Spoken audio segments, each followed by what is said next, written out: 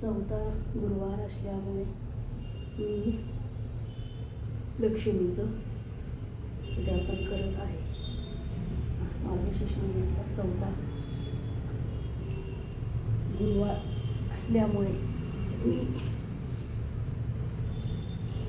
हे करत आहे, पूजा करत आहे आणि मार्गशीर्ष महिन्याची ही करत आहे, पूजा करत आहे आणि मार्गशीर्ष महिन्याचं हे करत आहे,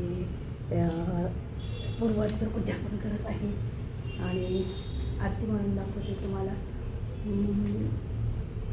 ओवाळू आरती जय जय लक्ष्मी माता, लक्ष्मी माता प्रसन्न वदने प्रसन्न होसी तारीशी तू भक्ता.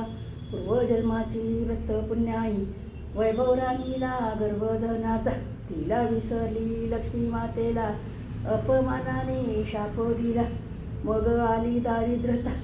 ओवाळू आरती जय जय लक्ष्मी माता प्रसन्न वदने प्रसन्न होसी तारीशी तू भक्ता. व्रत केल्याने प्रसन्न झाली देवी राणीला, दैन्य दुःख ते दूर करोनी मन निर्मल झाले. श्याम बाला दाशीलाही पावन हो माता, प्रसन्न वदने प्रसन्न होशी तारीशी तू भक्ता.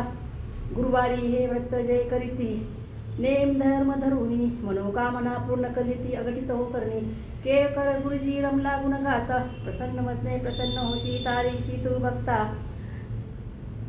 ओवाळू आरती जय जय लक्ष्मी माता प्रसन्न वदने प्रसन्न होशी तारीशी तू भक्ता.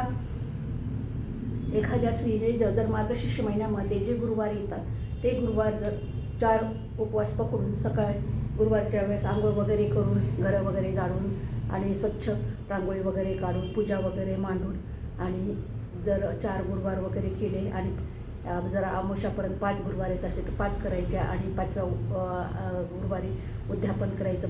5 सुवासिनी असतात, 7 सुवासिनीला बोलून हळदी कुंकू वगैरे लावून खीर द्यायची आणि एक ब्लाऊज पीस आणि खोबरं खारीक सुपारी तांदूळ वगैरे टाकून त्यांची ओटी वगैरे भरायची आणि एक आपलं लक्ष्मीचं पुस्तक वगैरे द्यायचं आणि गोड धोड जेवायला करायचं आणि त्या दिवशी खूप प्रसन्न वगैरे राहायचं. पहा तुम्हाला कसं लक्ष्मी माता आपलं फळ देते. जय लक्ष्मी माता की जय.